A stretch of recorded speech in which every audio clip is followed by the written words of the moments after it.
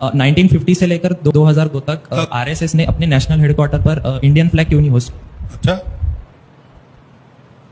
तो हम लोग प्रतिवर्ष 15 अगस्त 26 जनवरी को जहां है वहां फ्लैग होइस्टिंग करते हैं। यहां पर एक कैंपस ऋषिबाग में है, एक महल में है, दोनों जगह फ्लैग होइस्टिंग होता है। ये हमको सवाल पूछना नहीं चाहिए लोगों ने, क्योंकि एक घटना मैं बताता हूं। स्वतंत्र भारत का झंडा तिरंगी रंग का होगा और कांग्रेस का भी तिरंगी रंग का होगा। उस समय एकमात्र बड़ी राजकीय संस्था कांग्रेस की, उसकी छत्र छाया में बाकी लोग थे। तो ये तय हो गया 1933 में जलगांव के पास फैजपुर है, वहां पर अधिवेशन हुआ कांग्रेस का। पहली बार 80 फुट ऊंचे पोल पर जवाहरलाल नेहरू जी के हाथ में रस्सी देकर ध्वज फहराया गया, लेकिन वो बीच में लटक गया। 10,000 लोग थे। अब क्या करें, 40 फीट ऊंचा चढ़ना है, बांस पर चढ़ना है। तो एक जवान दौड़ के आया, वो चढ़ा, उसने वो गुत्थी सुलझाई, ध्वज को ऊपर तक ले गया, नीचे आ गया। लोगों ने जय जयकार किया, उसको कंधे पर लिया।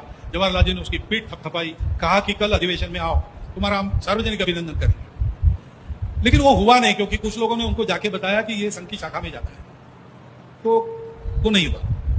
यहां डॉक्टर अग्रवाल थे, उनको पता चला, वो प्रवास करके वहां गए और एक छोटा सा पीतल का ही लोटा उसको बख्शिश दिया, उसकी पीठ थपथपाई। उसका नाम था किशन सिंह राजपूत। तो 7 साल पहले उनका देहावसान, मैं उनको 2 बार मिला। तो पहली बार ध्वज फहरा जाने में बाधा आई, तब से राष्ट्रीय स्वयंसेवक संघ इस ध्वज के सम्मान के साथ जुड़ा है।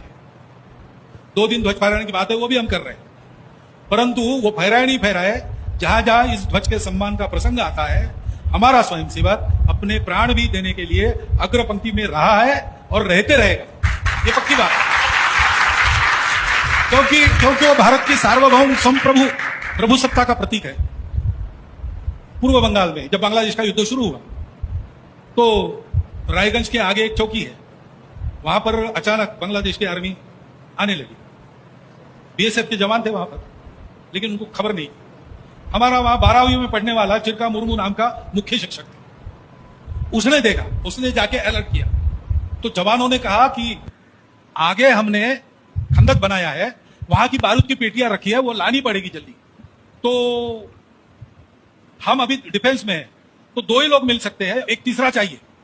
तो ये जवानों के साथ वो पेटियां लाने के लिए गया, और पेटियां लाते समय वो शहीद हो गया। वहां पर उसका छोटा सा स्मारक हम लोगों ने बनाया, और उस दिन वहां वार्षिक कार्यक्रम होता है।